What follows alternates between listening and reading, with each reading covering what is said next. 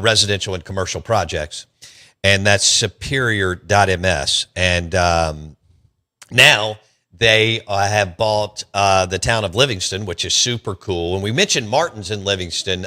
Joseph's been a great partner. He used to be my co-host. How about that? 100 years ago in 2004, Joseph Stodgel was my co-host, and then we reunite years later, which was really, really cool. He just expanded Martin's in Livingston. It looks great. It's going to be an awesome place for game day. And Todd Sandridge and Trey Pace and their team are about to put some lighter fluid in a good way on the town of Livingston. Todd, good morning. How you doing, buddy? Man, I'm glad to be here. It's great. I love Good Friday. Weather's not too hot today, hopefully. I know.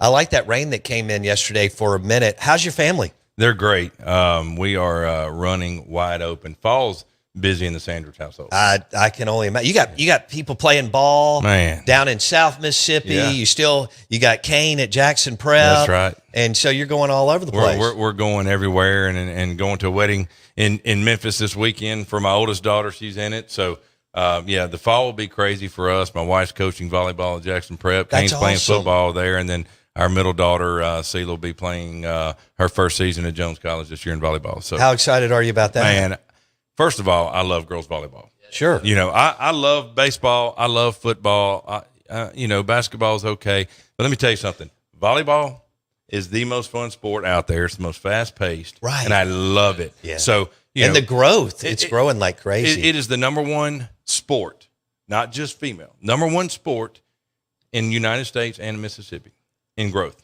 Wow. And I think when you watch it and you really get to understand it and you figure it out, you understand why it is growing like that. Sure. It's so much faster, say, than girls softball or basketball. And but it's fun. So, yeah. So, Monday and Wednesday nights, I'll be following Jones College, somewhere in Mississippi, driving there. Tuesday and Thursday, I'll be chasing my wife's team at Jackson Prep volleyball. And then Friday nights, I'll be watching Kane play football and hopefully get to Oxford and see my oldest daughter at some point. I think you get the sports trophy for the fall of 2026. Yeah. It's going to be busy. And within that, I got to figure out how to work 10 hours a day. And, That's right. And figure it all out, right? So speaking of Todd Sandridge, Superior Foundation, and Town of Livingston. So y'all decided this is a beautiful piece of property. Man, it's gorgeous. Okay, 463 and 22 meet.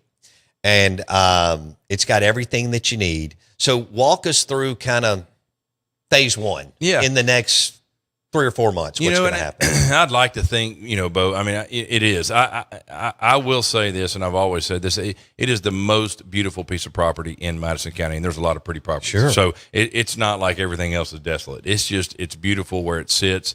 There's a tremendous amount of history there. It actually was, the first county seat in the county of Madison, and only to be left stranded by the railroad. But, the original developers had a good, really conceptually, they did a good job of kind of trying to bring that back to life. Obviously, sometimes, as we know in partnerships, things don't always work out. But, we definitely grabbed hold of their vision and expanded it a bit. Sure. And I think it's fun.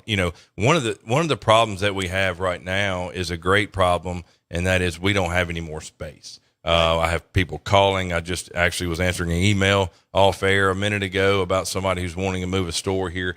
I don't have the space. We do, however, have, almost 30,000 feet of commercial space coming. Okay. So 30,000 feet. Yes. Commercial space. Square feet. Are coming in the next 24 months. Yes. And likely in the next 18 months. We're waiting on a few engineers here and there. And it's also exciting because the idea of those type developments is also combining the commercial and the residential component and the lifestyle component of it, frankly, when those two meet. And that's what's nice. We're about to start 26 residential homes. It's been approved by the County of Madison. We've been waiting on MDOT for our entrance off 463.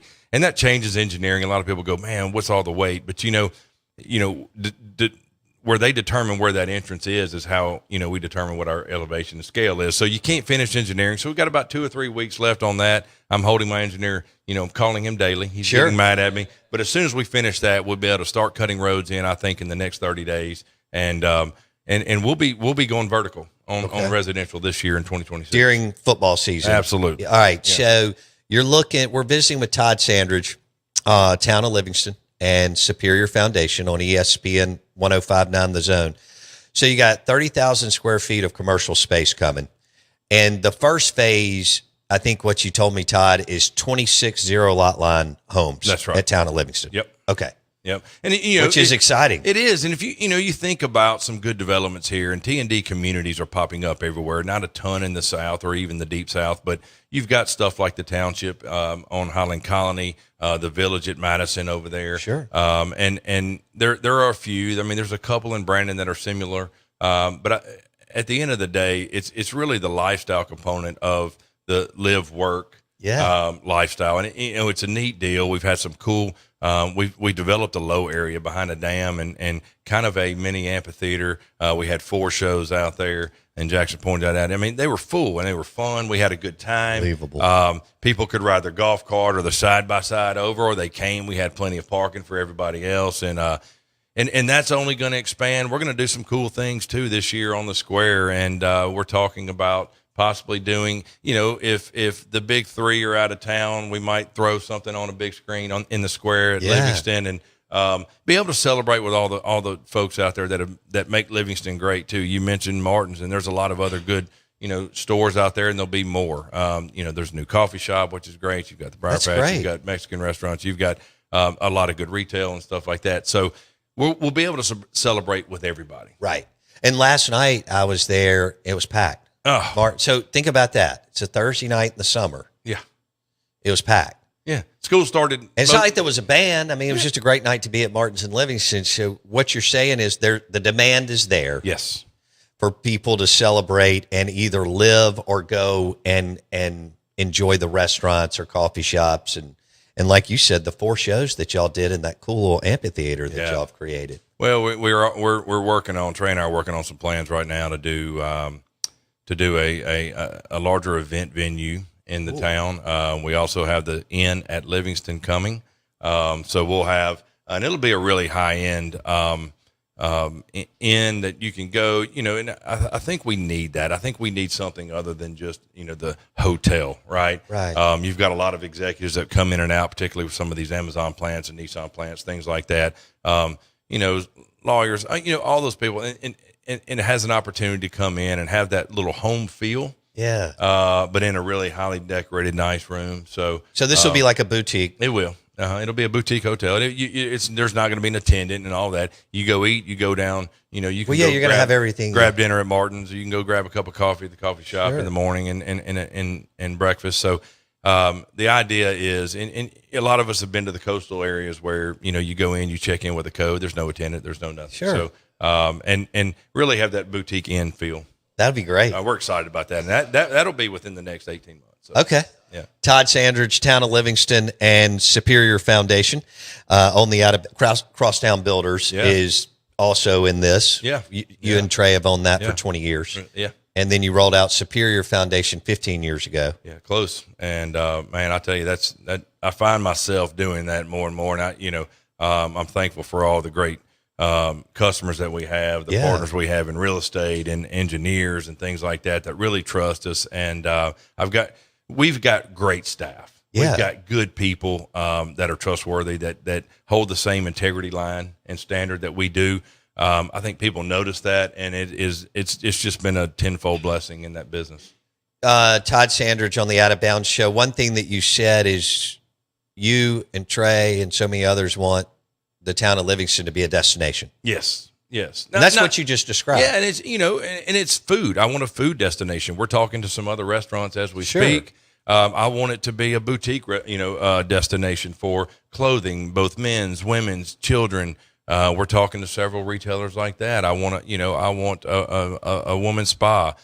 We already have a great place for us men to go and enjoy a beard trim or a haircut at Noble Barber and Lannis Noble. I mean, first of all, if you don't know Lannis Noble, you're missing out. Right. Dude's just awesome. He's a great guy, and I like him a lot. He's just a good person. He has a lot of antique car shows out there. He's big on antique cars. And when he has the next one, jump out there on a Saturday morning and have some coffee and donuts with him, because it's a lot of fun. I love it. Todd Sandridge on the Out of Bounds show, ESPN 105.9 The Zone. So let's recap again. You're going to have 30,000 square feet of commercial space in the next 18 months or so. And then you're going to have 26 zero lot lines, homes in the next 18 months. And we'll have a total, Bo, of 74 when we get finished. Okay. We're going to start with 26. I don't think that's going to be enough with the amount of people that have called me. Right. So we'll jump right into phase 2 and 3 pretty quick, I'm sure. That's you love all that design stuff. Man, I love it. Do you know what y'all are going to do as far, how do I say this? The look or the architecture of the homes? Yeah, I think you're going to see a lot, Bo, of craftsman style. I mean, the idea of the town of Livingston is, and there's some oversight there with the MLHPD, Madison Livingston Historical Preservation District, which I like. Listen, the thing is we're trying to, restore that kind of historical look. Sure. So we'll have a lot of craftsman style, a lot That'll of, cool. front yard fences, good old neighbor, come down, sidewalks. It's just, it's going to feel like a good old hometown. And I love that.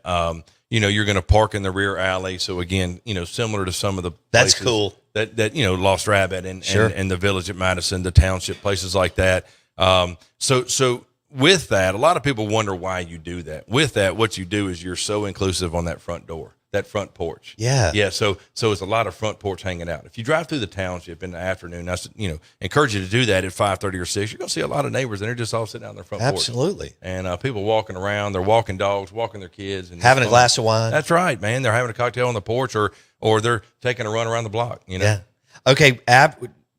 Do you and Trey know yet the average square footage roughly of the homes? So it's, interesting in a development like that, Bo, you can usually pinpoint that in most developments. In something like this, you're going to get so much. You've got a lot of people that are maybe living in a big house somewhere. They want to downsize. Sure. And then you've got a lot of young professionals that maybe want something super nice, but not super big. So my guess is you're probably going to average around, 2,800 to 3,200. Yeah. I think you're going to see some 4,800s, and I think you're going to see some 2,600s. But at the end of the day, the idea is everybody's house will look nice because I am the architectural review committee, and they're going to be great both inside, or the outside, and we're going to encourage everybody obviously to really, really dance them up. But the cool thing is too, and I want to point this out because I did this in one of my developments in Starkville, and that is, we're going to include, yard maintenance and things like that within your homeowner's dues.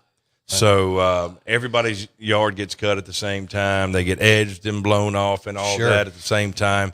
We're also actually thinking about and contemplating adding a few other maintenance things like a house cleaning once a year and stuff like that.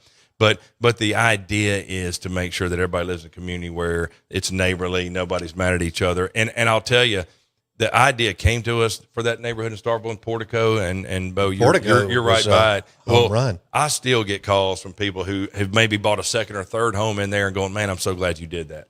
What a great concept to put that in. And so I've already told people about this and they're all fired up about it. So those are some of the cool things that I think you'll find. It'll be more neighborly. 30,000 square feet of commercial space coming to the town of Livingston. You got a boutique hotel. You'll have more retail and restaurants. Yeah. And Todd and Trey are going to start off with 26 homes, zero lot line, which Todd just walked you through, and then probably end up with 74. Yeah. By the end of the whole deal. And we'll I'm putting together a builders guild now of some really, really good builders who are high end, have integrity, that people can choose from on that builders guild, and they can walk through and say, okay, I want that person or that person. Sure. Certainly we'll do a few in there as well, but really encouraging that as well. So there's different styles, different, creative styles in there, and I think it's going to be nice for everybody. Were y'all surprised at how many people showed up for the 4 shows in the amphitheater out at town in Livingston? I got to tell you, yes. I mean, we were doing this and just trying it out. Man, you've got to figure it out. You've got to figure out what we have, and we partnered with your friend Joseph Stodgel, my friend. He and I have gotten to be good friends. I really like the guy, but we partnered with him. He's done a lot of live music and things like that. But neither one of us, looked at each other and knew how to figure out what we had. Right. You're in the spring, summer area. Our last shows were in May.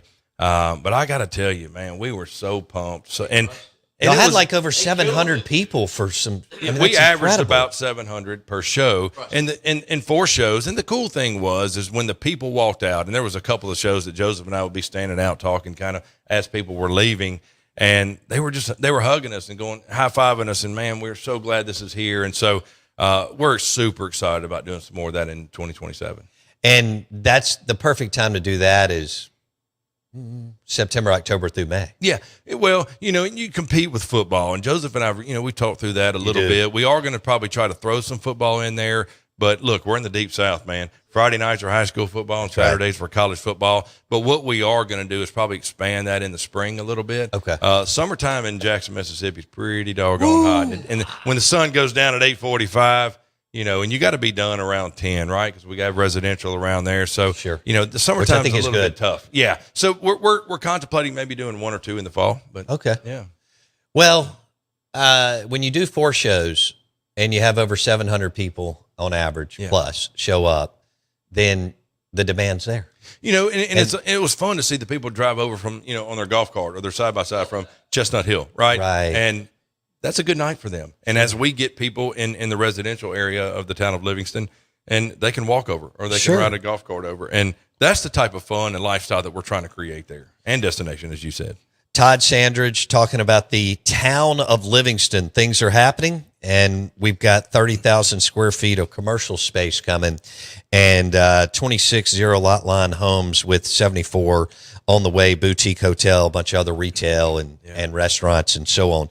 Let's go to Superior Foundation before you go to Hattiesburg to watch your daughter play volleyball, which is awesome. So we've talked to you about this. You and Trey saw the demand. Yeah. You're local. Your work comes with a warranty. And so superior.ms, what do homeowners miss until it's too late or until they're in a pinch? Yeah. Todd. It's a good point. And I'm glad you said that, because the reason we started Superior Foundation Services is because of other people not warranting. Right. And I got to be honest with you, as a man who, has trouble sleeping at night, if I forgot to pay, Bo Bounds $5 back that he loaned me, that bugged me, man. It really, really bothered me that people didn't stand behind their work. They didn't, return a phone call, things like that. And, when there's a call that comes in and somebody wants us to rerun some measurements or anything like that, that's first priority. Sure. I don't care what we have that day. That's number one priority, because that's why we started the business. The thing that people miss, Bo, is the little stuff. You get busy and you're doing this show in the morning, then you go off and see Wilkes and Ella Hall and Starville, Right. then you come back home at night, and you got to get up at 4 a.m, and you don't walk around the side of your house. Right. And you wait for the termite guy to tell you, or your yard guy to tell you, hey, there's cracks over there.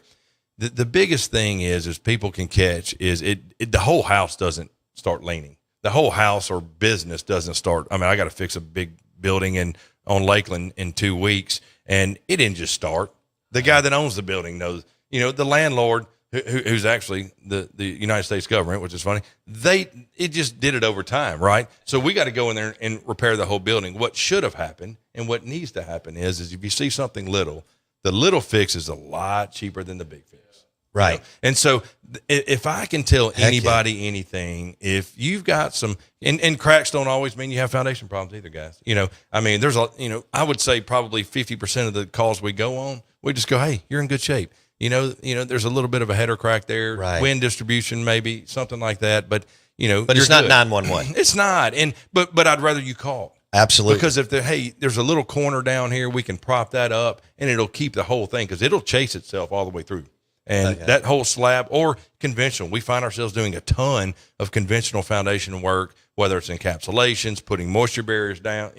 We might be putting dehumidifiers in, fixing rotten joists, rotten sill plates, things like that. Those things didn't happen overnight, right? So most of us, and look, I'm one of those. I just told you my schedule for the fall. Sure. It's going to be busy, right? You miss some things. I miss things in my own house. I mean, changing air filters, stuff like that. And then next thing you know, well, the next thing you know, you don't want to be replacing a whole new unit, right? Right. It's a whole lot cheaper to go grab a $2 filter and put it in. So Drew Brees will be able to do that when he goes to Lowe's now, right? So at the end of the day, we miss stuff because we're busy.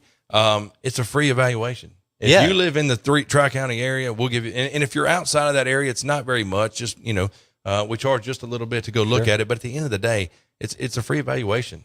How much, we got a couple of minutes here, Todd Sandridge, Town of Livingston, and Superior Foundation, superior.ms. How much of your work is driveways and parking lots? A good bit, Bo. I mean, we don't always take out the whole driveway, although we have had a few of those here lately. A lot of times it's just sections, right? You'll see where you have expansion joint to expansion joint. Not to dog anybody out, but a lot of these flat work pours like driveways, pool decks, patios, things like that, man, they don't put enough rebar or reinforcement in there. We find that a lot. Things start crumbling and cracking. And sometimes it's a budget thing. Hey, we'll take out this half, now, and maybe the next half next year when you get a bonus or whatever. But we do a good bit of that. We've got a couple of commercial businesses on retainer that we'll go in and they own a lot here, and we'll replace pieces of their parking lots, things like that. You get heavy trucks and equipment driving in. Absolutely. We just quoted a huge job down in Richland at a big trucking plant, and now I think that turned into 3 more estimates. But just doing rock and compacting, gravel, things like that. But most of it always revolves around drainage. So any parking lot, any driveway, any home business, whatever we fix, they've got a drainage problem. And I would say 80% of the time we combine that with drainage because drainage caused the problem. Right. So, and you also do French drains. yes, and we do a lot of them. And frankly, most of the time when we go see somebody, they may not need anything with their foundation. It may be touch and go. It's a little bit on the edge, but we need drainage so it doesn't get worse. That's right. Yeah, that's right. Todd Sandridge, Trey Pace, Town of Livingston, Superior Foundation, Crosstown Builders, superior.ms, French drains, obviously foundation repairs, driveways, and parking lots. We'll talk probably in 90 days. yeah. As you guys, once the roads get in and you guys start really moving dirt in the next month or two. It's going to be fun. And we're going to have a special event coming up. I'm going to tease that a little bit, not sure of the date, but kind of a re-grand opening of the Town of Livingston. And we'll be there. And you guys will be there. Have a good weekend, my man. Thank you. Todd Sandridge, superior.ms, Superior Foundation, Town of Livingston, and, of course, Crosstown Builders on ESPN 105.9 The Zone. Steve Palazzolo, NFL Podcast of the Year. He'll join us at 9:30. The camps are underway. Here we go. Drew Brees goes into the Hall of Fame, too, this weekend.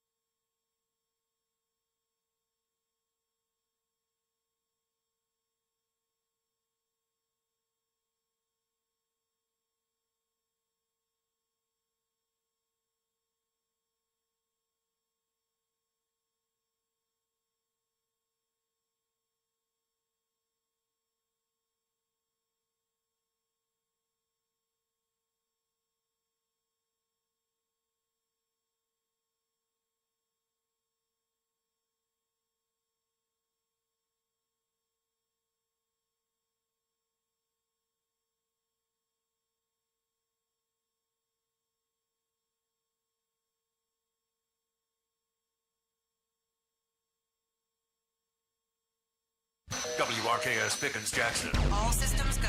Live from the Whiskey 61 Lounge inside the Bank Plus studio. This is Al Gordon. Live in the studio. It's the Out of Bounds Show with Bo Bounds. Streaming live worldwide on the Out of Bounds radio app. And on your radio at ESPN 105.9. All set?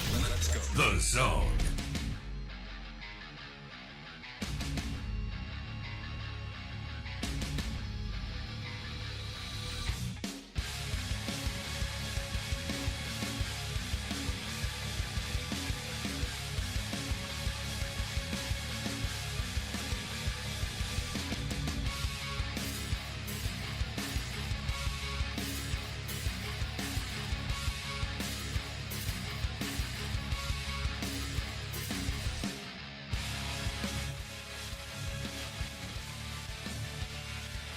Never say never, but never. We are off and running out of bounds. ESPN 105.9 The Zone.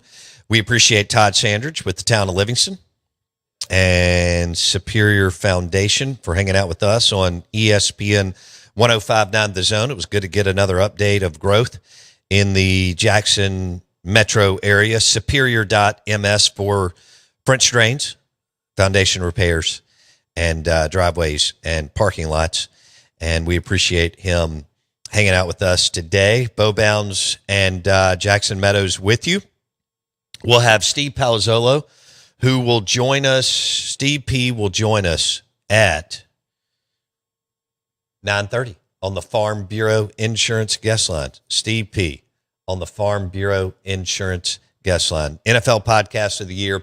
All the training camps are roll. Hell, they're going to be playing this weekend. But they're rolling, and so you'll get some exhibition games, and we'll see what plays out as far as the quarterback musical chairs from this offseason, huh? Isn't that crazy? Tua's not with the Dolphins. Kyler Murray's not with the Cardinals. I mean, you got all these pieces moving around, and then you got some guys who are close to the re-up, and the question is, will they be re-upped? And we'll take a look at that as the season unfolds. And a lot of you are asking the question, is Tyler Shuck out of the University of Louisville, who eventually started as a rookie, is he the guy for New Orleans? Like for 6, 7, 8, 9, 10 years, right? And is Kellen Moore the guy? Can they improve a little bit from last year? I can't wait to see that. The NFC South, we talked about the SEC the last couple of years. It's a good time to be good. It's a good time to be good in the NFC South, but your window could close because you could have two teams figure it out. Tampa Bay's been pretty damn good, right? But Atlanta and Carolina and New Orleans have lost their way for the most part. They're trying to figure it out. We'll see what happens in Atlanta with Michael Penix and Tua and Bryce Young. I don't know. What a stable. And then you got Baker. I mean, Baker's by far and away the most accomplished quarterback in the NFC South. What'd you just say? Trash quarterbacks. Who? The Falcons. Oh, you don't think they've got anybody? I love that. No, roll them all out there. Okay. Because they're not any good. Who's scaring you? Penix? I hadn't seen the guy in 3 years. I hadn't seen Penix in forever. Tua, he doesn't even count anymore. He's not any good. I think Tua's been solid. Solid? Yeah. A little squishy solid. Yeah. I mean, they did have one really good. Well, I'll say one really good. They had a couple of almost 10-win years, or maybe a 10-win season one time, I think. Yeah, he's just, so because he's from a big brand and walked off Georgia in the national championship game, that meant he was supposed to be unbelievable in the NFL. No doubt. And that's not how it works. Cardell Jones found the mojo for 1 month in college. 1 month. And I mean, also Ohio State's defense was number one in the country. Right. And they had an unbelievable running game and were the best team in the line of scrimmage on the offensive line and defensive line. And people thought Cardell Jones is going to be the next da-da-da-da-da-da-da. And then the next year, I remember watching him in, I think, game 2 against Purdue, who doesn't have players. and he was throwing the ball 10 yards to the left and right of receivers, and I thought, he is who you thought he was. Actually, Chris Relf was more accurate than Cardell Jones, but because he won a national championship, that meant that he was supposed to be incredible. I remember saying that Dak was better than Cardell, and I had these guys on the text line that were all in a, whatever. I don't know what Cardell's doing today. He may be, I hope he's doing something awesome. Well, he's not starting in the NFL. He did one of the most awesome things of all time. He beat a kid in the hospital in Madden like 112-2. Did he really? Did they do it like on video? Yes. That's cool. Like a kid was in the children's hospital and he went to play with him? He wanted to play with him. He was like, all right, well, but the kid said, don't take it easy. I probably would have let up after like 20, but, run it up, Cardell. Beat him 112-3 is something bad. And they videoed it? Yeah, the whole thing. Oh, my gosh. It's awesome. But you know what else? Cardell Jones, I'm not taking he'll always be a national championship QB. Yeah. Now, was he going to play in the NFL? No. But he'll always be a national championship QB. I keep thinking about what Mike Leach said. You either are accurate or you're not. Now, I think Mike drew a pretty hard line. And I do think that there are exceptions. But Mike's theory was you're either an accurate passer by the time you're a senior in high school or you're not going to be. Now, there have been players work, and get better. And Dak's a great example. He carried the load at Halton by just threw some, but running the football. And then he became a refined, polished passer under Mullen and in the NFL. But boy, Mike drew a hard line, and he was like, you can either make the throw in the window or you can't. Yeah. So you may be able to add a couple percentage points, but you ain't going up 5 to 10%, man. Hey, you remember? No. Well, that's a big huge jump. I love you. I love your extremism. Well, going 10% is like me. If you're a 54%, completion rate, and then you go to 64, that's insane. Yeah, you're not going up to 57. I always think about this. Can you imagine if Drew Brees would have played for Mike Leach at Texas Tech?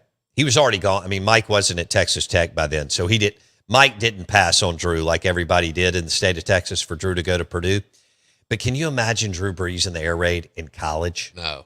Just slicing and dicing people? I don't know if he'd have an arm. As accurate as Drew is? Ridiculous. Yeah, who that lined up? Ridiculous. What years was he at Purdue? Hey, the Out of Bounds Show is brought to you by Southern Ag Credit. They're financing life outside the city limits. Southern Ag Credit is right there on Highland Colony in Ridgeland. And they do a great job. They've got a great team. They've got offices around the state. For example, when I was at the Steve Azar event, there's a beautiful Southern Ag Credit office in Greenville. So southernagcredit.com, and they've got the Ridgeland office and offices around the state. They will finance your life outside the city limits. southernagcredit.com. southernagcredit.com. In Ridgeland, Mississippi. I think did you just call Baker Mayfield trash? No. Oh, okay. I like Baker. Okay. It was Tua and Bryce. Yeah, Tua, Bryce. I think I like Penix, but I just haven't seen him. Yeah. He's not there. Well, he's somewhere. We'll see who wins that battle this next 4 weeks. I think Tua or Penix.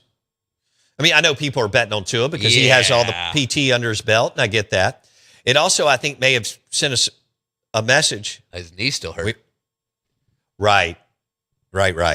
But also, is he accurate enough? The bottom line is short and intermediate passing game in the NFL. Again, a la Drew Brees, Tom Brady, Peyton Manning. Among many, many, many others.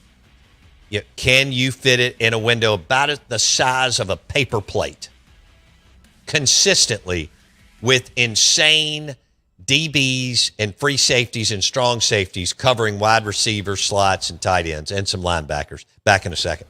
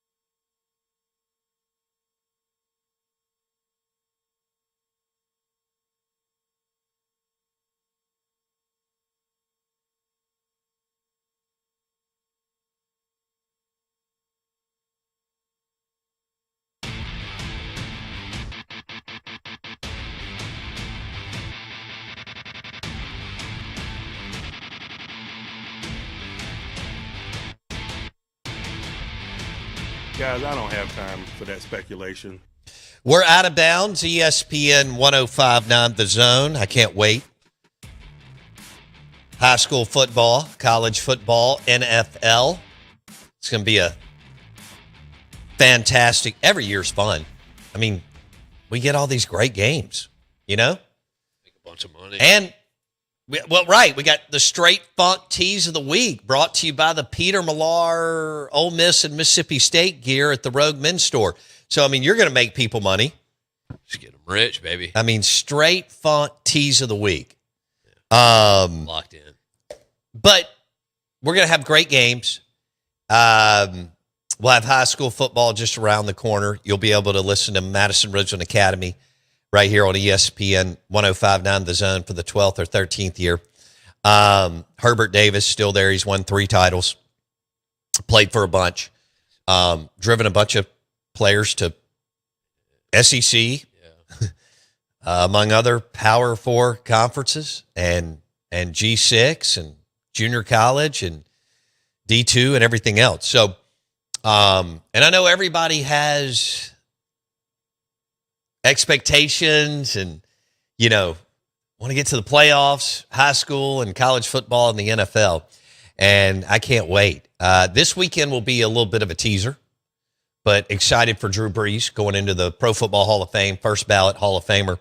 Austin reminded me, this is fun. On the text line, Austin reminded me about us having Ricky Jackson on the show. Oh, nice. It was a disaster. So, how did this happen? Anyway, great linebacker for the New Orleans Saints. I loved watching him play. Pat Swilling was my favorite, but I loved all 4 of the Dome Patrol or whatever. Right. We get this thing set up and we call Ricky Jackson and he's asleep. Nice. Obviously. So the whole interview, he's yawning and it's bizarro world. We're laughing. Yeah. And but I'm glad Austin reminded me of that. And I think he fell asleep. He may have fallen back asleep during the interview. That's what I'm talking about. That's how compelling and amazing my questions were. Right. Who was the guy that we used to have on? He's the number 1 guy. He's like Ed Werder, but he's the number 1 guy in Houston, Texas. McLean? He fell asleep on an interview with Nashville Sports Talk Radio, and so they just let him. He started kind of snoring, and they just we tape everything just like us, right? I mean, Todd Sanders was just in here. That's going to be on Spotify and Apple Podcast and YouTube, but it was also, taped on a system over there that Jackson has. They just let McLean, he does Houston Texans, Rockets, Astros. They just let him sit there and kind of snore and laugh. It was really funny. That's incredible. Yeah. That's awesome. That's good radio. Yeah. I would love that. That's dope. But Ricky Jackson, I think, fell asleep during our interview. Yeah. He was asleep when we called him. I don't know why I thought I needed to book him at 7:30. Yeah, that that's just early, wasn't. If you notice, we've left that window open for the most part, unless a guest has to grab it. Right. We've left it open the last few years. There was another, as we go through different iterations of the show, there was another time where I thought we just had to have somebody at 7:30. And then we found out people want to kind of wake up and have some fun and bounce around some topics before getting into an interview. I'm pretty damn sure we had Ricky Jackson at 7:30 in the morning. He was asleep when we called him, and I think he fell back asleep about 7:40 or 7:45 on the air. I still love you, Ricky, and you were a great player, but it's funny now. He was going in the Hall of Fame, though. He's a Saint, New Orleans Saints. And that was the first time they kind of bottled anything worth a damn. 1967, they roll out. They weren't any good. And then in the late 80s, early 90s, they kind of found with Abear and Fourcade, but that D is what, as you know, is Vaughn and Swilling and Jackson and those guys. Sam Mills. I could not pull that. God, Mike Detillier talks about, I mean, he puts Sam Mills on a big time pedestal. I mean, he was like 5'8" or 9 and started in pro football forever at linebacker because he's just damn smart and unbelievable instincts. God, I mean, and he would drill, talking about somebody who could get low and tackle you at the knees. Damn. What you got, dude? The McClain, John McClain. John McClain. This is incredible. John, thank you. Well, I think John McClain was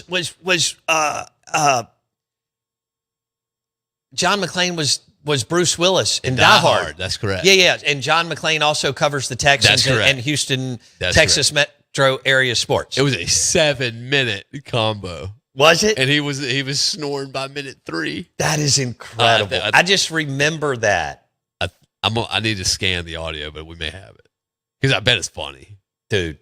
All right, that's he's quoted. They asked him about it. He said it's some of the best radio I've ever done. But apparently, Mike Francesca, he fell asleep prior to that. That doesn't surprise me. No, have you Mike seen Francesca? This? Yeah, Francesca. Yeah. He and the Mad Dog, they were two of the guys that really got sports talk radio going in 1987 or 88 with the Fan in New York. Oh my gosh. Yeah, that doesn't surprise me whatsoever that he fell asleep. He's asleep. That's pretty awesome. That's pretty awesome. Bartu fell asleep. Can I tell you? This is so funny. Bartu is not old. No. But he acts old. And yes. When we were driving back from Pearl River Resort and Dancing Rabbit Golf Club from doing that 5-hour show that we did, and I'm driving him to the airport, he fell asleep. Of course he did. Yeah. It was funny as hell. Oh I took a phone call in the car. I mean, he's sitting right beside me in shotgun. Yeah. I took a phone call and he didn't wake up. I'm like, damn, that's impressive. He's out. Like he can sleep I can't sleep in a plane. I can't sleep in a car. The room's got to be cold. It's got to be dark. I got to get down to the boxers. Like these people that can like fall asleep on their couch in the living room. I can't do any of that. I got to be in the bed. It's got to be cold. It's got to be dark. The whole thing. No, I don't want to lay down in jeans or pants or whatever. No. I don't know why I went off on that. I'm good with it. Oh, well. All right. The show is brought to you by Mississippi State University College of Business. The momentum that Dean Scott Graw, Scott's been on our show several times, and his competitive temperament from playing Power 4 baseball, he has incorporated that into the College of Business at Mississippi State University. They're doing great things. And he was in the private sector for over 10 years. That's who I want as my dean of whatever business school. Of course, my daughter just graduated from the College of Business, Mississippi State, and it was challenging, but it was great for her. She got an awesome job out of state. I'm happy for her. But they've got the Atkerson School of Accountancy. Richard Atkerson is the CEO of Freeport McMoran and has been since like 2000. And they've got, obviously, economics, finance, you name it. They've got it. business.msstate.edu. And, of course, we're named Best Value, #1 in the country, online MBA. They've got all the undergrad that they offer at the College of Business on the campus of Mississippi State University, and they have tremendous momentum.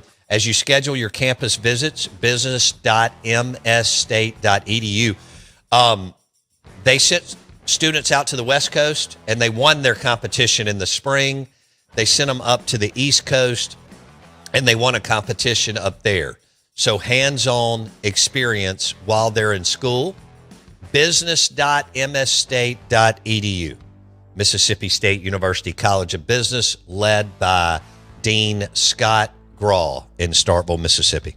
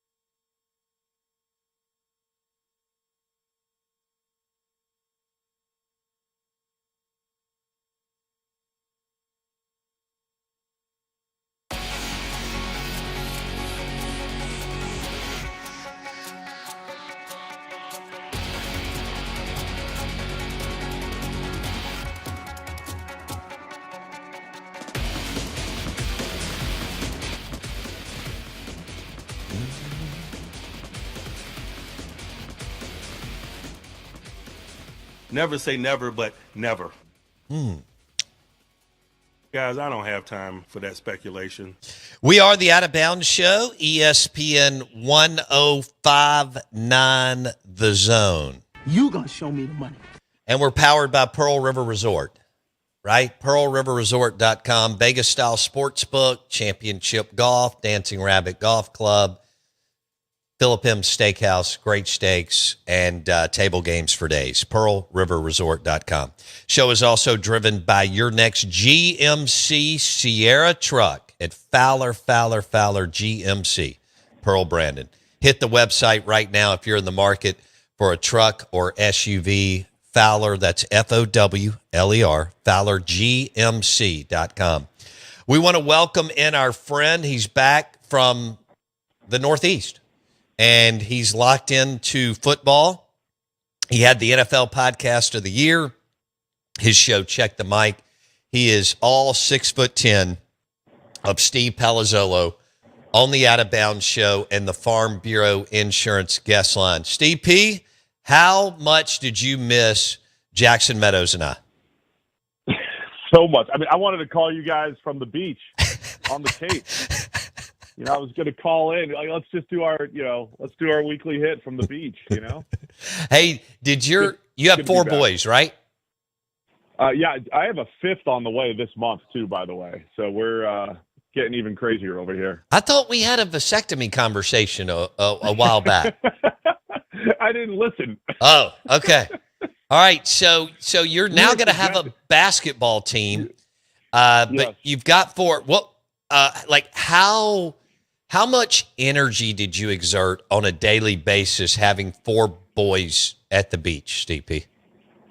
So it's actually good because they all play with each other. So they all entertain each other. They're at the stage where, in the neighborhood here too, they, run off and play baseball with their friends. It's actually good. They're all entertaining each other. Now we're going to reset things with the baby. The baby's going to need all the energy at this point, I think. All right, let's get into some. I got to ask you about Breeze for. I cannot. By the way, congratulations. I mean, do you do you know if it's a boy or a girl? Yeah, it's another boy.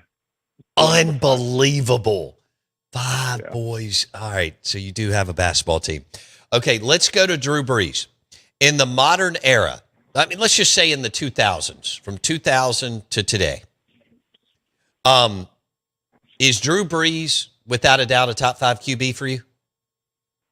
Oh, yeah. I mean, I always look at this era as, Mahomes will start to change things a little bit, or Josh Allen might be able to change things a little bit. But I always look at that era as Brady, Manning, Rodgers, and Brees. And I think they were always the 4 elite quarterbacks. I think they were a step above the other tiers of quarterbacks, the Ben Roethlisbergers, Phillip Rivers, Matt Ryan, Andrew Luck, Russell Wilson, that group. Matthew Stafford, at points in his career because he's been around for a while.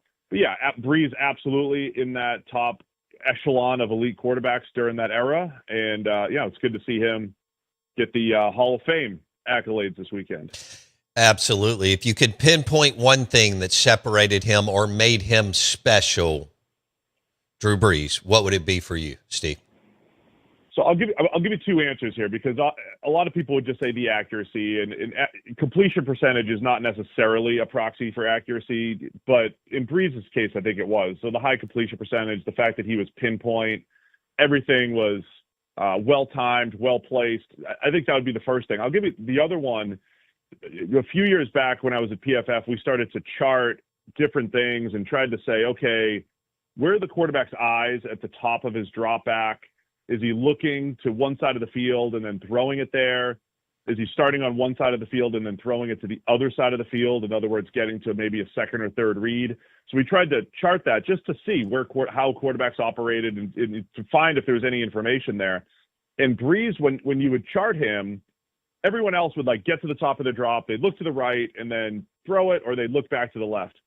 Brees would break the way we were trying to calculate this thing, because his eyes were all over the place, and it was on purpose. So if he knew he was going to throw to the right, he would just give a little peek to the left, you just give a little peek to the other side of the field, just in case, it felt like, hey, if, maybe there's a busted coverage or maybe there's something I'm missing there, but he knew where he was going. He would be able to see the whole field, which most quarterbacks can't do. They're locked into one side and then they have to come all the way back to the other. But he would see the whole field. He would almost cheat a little bit with his eyes, and it also keeps defenders off of him. That was a really subtle thing I thought that Brees did, in addition to the accuracy, that helps make him so successful. I love it. That's cool right there. We're talking about Drew Brees, his eyes, his vision, and going through his progressions. Brought to you by Eye Care Professionals and Dr. Kirk Jeffries, with 2 locations on Lakeland Drive, the leader in cataract surgery. All right, did anybody, or maybe he was tied, was anybody during this era as good as Brees going through his progressions? I mean, you look at Brady and Manning were obviously at that type of level, but they all did it differently. I think this is a good distinction, I think, between those 3 guys. Rodgers was a little bit more physically talented as far as, relied on his arm more than some of those other guys. But I think Brady, Manning, and Brees were similar in how they operate, how they got there, but how they operated, but how they got there was different. Peyton was the line of scrimmage maestro where he's like, hey, I've got 2 or 3 plays. And it was like playing blackjack with Peyton, where it was, hey, I know the odds that you're going to play too high or cover 2. And because it's 60%, I'm going to get to my too high beater, or I'm going to have a play where if you roll to single high, I know where the answer is. I think Brees did that, the eye manipulation and, the quick decisions. And I think Brady was more a see it, confirm it, and then let it go. So Brady knew where to go, but they liked a lot of option routes in their offense. He liked to say, all right, show me where you're going to go, receiver, make sure we're on the same page. Let me confirm it. And then I'll zip it in there with accuracy. So I think they all had that line of scrimmage mastery, that post-snap mastery. They all kind of got there slightly different ways, though. But those 3 guys were in a different league when it came to reading defenses, knowing what they were doing, and just always having an answer to what the defenses threw at them. And then we're visiting with Steve Palazzolo. He had the NFL Podcast of the Year. He joins us on the Farm Bureau Insurance guest line as we take a look at and celebrate Drew Brees' career, brought to you by Eye Care Professionals and Dr. Kirk Jeffries on Lakeland Drive. So, we talk about Sean and Drew together. When you and whether it was PFF or now, Steve, how do y'all factor in whether or not you have a big time coach during your playing days? Because Sean, I think you would agree with this, that Sean is one of the best play callers. May not be the best. Maybe that's Andy Reid, whatever. But Sean's one of the top 10 or so play callers in the last 25 years in the NFL. Is that fair, Steve? Oh, absolutely.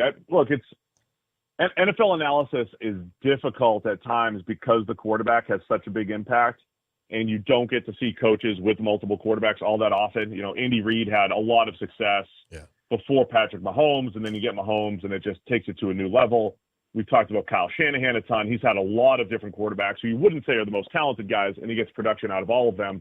Sean Payton, I think we're just starting to learn more about how good he is, though, because he easily could have just been a product of Drew Brees. And I think I'd like to live in a world where 2 things can be true. Brees is a first-ballot Hall of Famer and incredible, but he also was paired with a great coach in Sean Payton, and they were great together for a long time, right? And Payton's also proving, hey, when Brees was hurt, he can win with Teddy Bridgewater or Trevor Siemian or Jameis Winston. And now he's proving that he can win with Bo Nix and develop a rookie quarterback, heading into year 3. So we're learning more about Peyton because when you have that many years, 15 years with Drew Brees, it's like, well, can he do it without Brees as the head coach? And I think Peyton is showing that he can do that. And then, Peyton was really good. He had his things that he leaned into, big slot receiver like Marcus Colston, or having a deep threat way back like a Devery Henderson, or if he had Michael Thomas. All right, we're going to work him over the middle of the field on short stuff because his hands and route running are so good. So I think Peyton was able to adjust to different styles, but he was really good from a personnel perspective, finding players that fit into that offense to pair with Brees. And I think it was a great combination, both guys. What do you value more now that you've been doing this for over a decade with the quarterback? I know we love guys that can throw the deep ball, and explosive plays change the game, and they flip the field.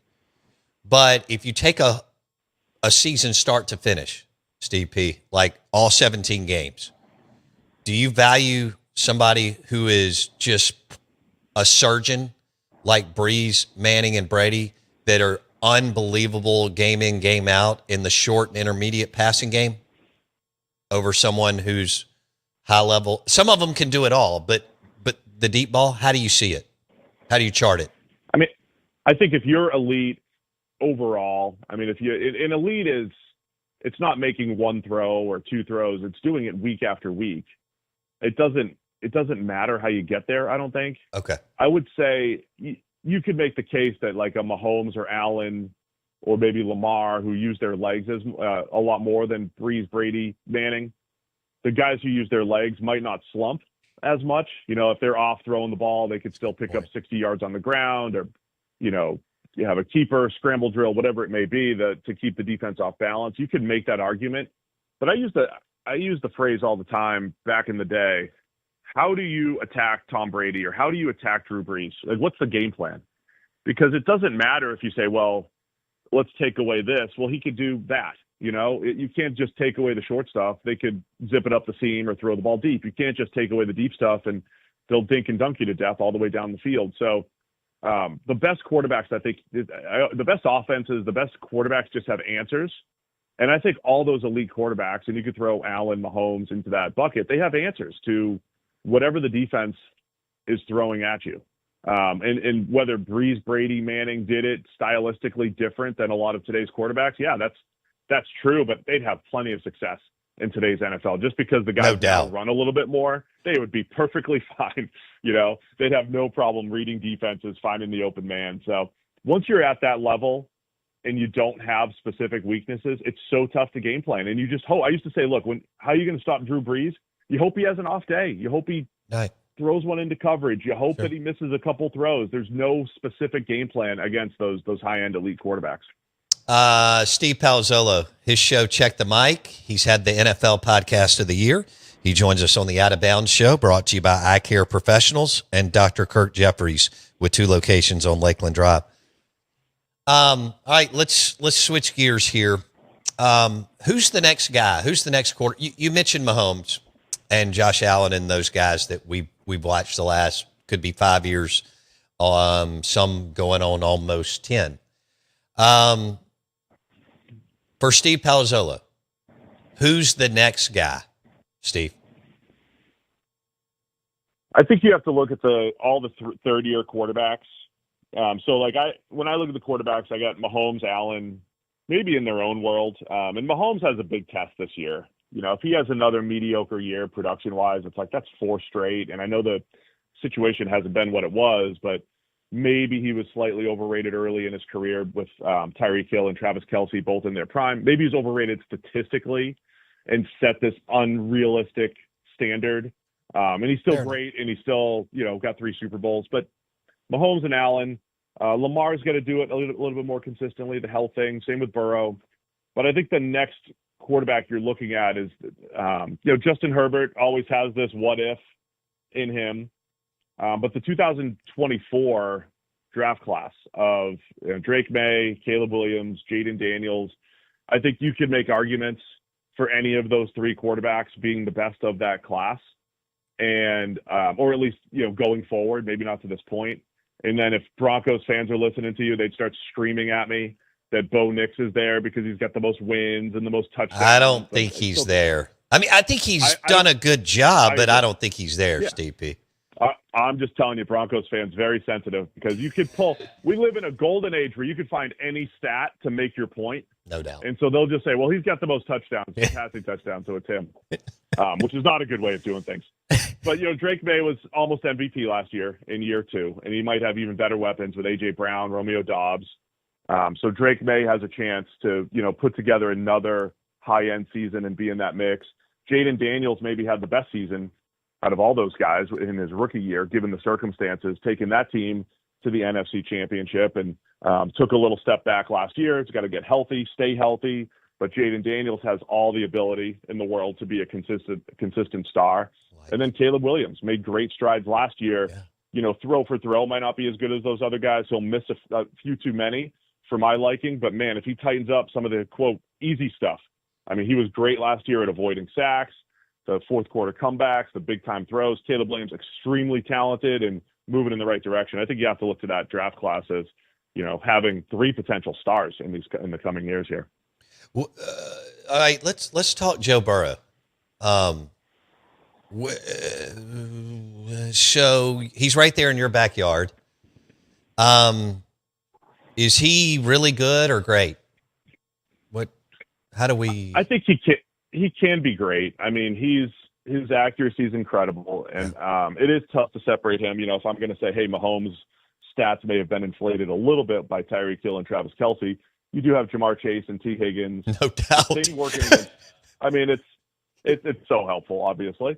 You do have the thing working against Burrow is over the last few years, you have Jake Browning coming in and looking pretty good. You have Joe Flacco, almost 40 years old, coming in and looking pretty good with that offense and making it look different. You know, Burrow plays a different style. He likes to hold on to the ball, puts a little more pressure on the offensive line. He's big play hunting down the field.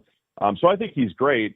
And he's been, I think, you know, some of these things have come up because, they're not winning as many games. It's like, yeah, they're like 0-4 the last 2 years when they score 33 points or more in a game. You know, they're losing 40-38 and 37-35. I mean, they're losing some ridiculous games where the offense is doing their job and the defense has been one of the league's worst, if not the worst, over the last 2 years. So I think we'll see a better Burrow this year. You know, I think they'll win a lot more games. And I think he's squarely in that top 4 mix when it comes to the best quarterbacks in the NFL. Would you like to see him go the Peyton Manning Brady route and get the ball out of his hands quicker the majority of the time, Steve? I don't know if you saw what he was doing, the flag football game that they were playing earlier in the summer or late spring, whatever it was. And he's like juking people in the backfield. He's playing like a maniac in a flag football game. And it's like, all right, that's the type of style that he might need to tighten up a little bit at the NFL level, because he's had the same injury issues Lamar Jackson has had. And they're weird injuries, you know, a wrist injury and, you know, just some strange ones here. And, you know, some are fluky, but some strange ones in there as well. So he's got to stay healthy. And if you just, you know, 5 to 7 throws a game, we just get rid of it. And then you do the big play hunting on 3rd and long when you really need to, you know. So I think he's got to learn to pick his spots. Aaron Rodgers had to deal with this a lot during his career. He was incredibly mobile, liked to play outside of structure, and had to tighten it up just a little bit and find that balance. So I think that balance is always needed, I think, for Burrow. But yeah, he's got to stay healthy. You got to stay on the field. Yeah, no doubt. Steve Palazzolo, NFL insider on the Out of Bounds Show, 105.9 The Zone ESPN. He joins us on the Farm Bureau Insurance guest line. Okay, so what if Mahomes just has a pretty good? You mentioned, you know, the last 3 years have been nothing close to that first chunk of years. What if he just has a pretty good year this year, Steve? I think it depends on how it happens. The thing I'll be keeping an eye on, Mahomes has always been magical at avoiding sacks, avoiding negative plays. We know that he can do the special stuff and make special throws and everything, but he hasn't won within structure as much these last couple of years. And you could say, well, the receiver's this, or Andy Reid's getting old. I don't know. A lot of Chiefs fans like to make excuses there, but it hasn't been as good. And his sack avoidance hasn't been as good, whether it's, you know, not reading coverage or just holding a tick late. His ability to avoid pressure, where he was always a magician, and maybe if he's lost half a step and now he's coming off the knee injury, I'll be watching that closely. Okay. Because those are, you know, 4 or 5 plays per game that he always made. And if you take those away, then it's like, all right, you know, he's been like the 10th, you know, 8th to 10th most productive quarterback the last few years, depending on which measures you're using. So if that's 4 straight years of that, that's something. Now, he always has had the late game magic and, you know, put the team on his back even when he doesn't have the best game. Very Brady-like with that. So I don't know that he'll lose that aspect of his game, but the consistency and the dominance has taken a step back. If you have 4 straight years of that, I think that's alarming. You know, and we'll see how the Chiefs deal with that going forward. would you be shocked if Joe Burrow had a better next 5-year run than Mahomes? I know we talked a couple months back. My biggest story for the next 10 years: how do Mahomes, Allen, and Lamar Jackson progress into their 30s? How does their playing style change? Do they remain healthy? Do they only have 5 good years apiece? Can they do it for 10? That last generation did not have to rely on their legs like this generation does. Mm-hmm. How do they change their game? And then Burrow would be the one that could be most equipped to do that, and he needs to change his game as well, or at least, continue to hone it and tighten it up a little bit. But no, I wouldn't be surprised. I think Burrow has all the tools and the ability, and as long as he stays healthy, I think he's right there with all the big four. Okay. And out of the new group that you mentioned, Caleb Williams and Jaden Daniels, all those dudes, if you had to bet $100 on who's going to be the dude out of that group over the next 6 to 8 years, where would, if you had to put some money down today, which direction would you go, Steve? I would say Drake May. I think May has everything you need. It was incredible in his second year, MVP candidate. I know he struggled a little bit in the playoffs, but he was under a lot of pressure. If he continues to improve, May's in that mix as a top 4 or 5 quarterback. I think I'd take him slightly above Jaden Daniels and Caleb Williams coming up here. Okay. This is going to be exciting. And we'll do more because you're going to join us just about every week, and I've only got about a minute here or so. Do you look at this, the AFC and NFC is just wide open this year? Yeah, I do. At the top, especially. I mean, there's some bad teams in both conferences, but the NFL is doing a better job of keeping their own players. I think there's a better roster building effort around the NFL. Okay. And then last year, defenses were incredible, and I think that leveled the playing field a little bit. It was more of a defensive league last year than ever, and I think we'll see another great season that is completely wide open. I love it. All right, buddy. Hey, it was good to hear your voice again. That means it's football season. And we're looking forward to you hanging out with us. Cool? Yeah, I'm looking forward to it. We're back. Game was last night.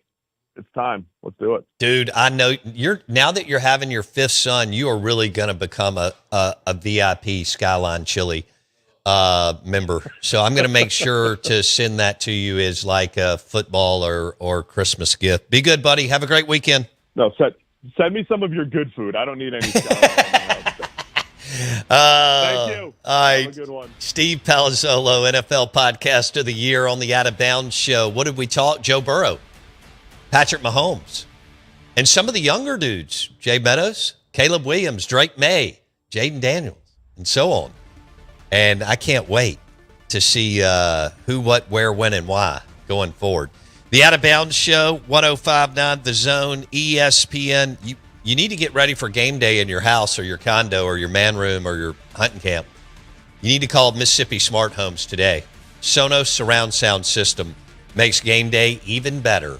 MSSmartHomes.com. MSSmartHomes.com.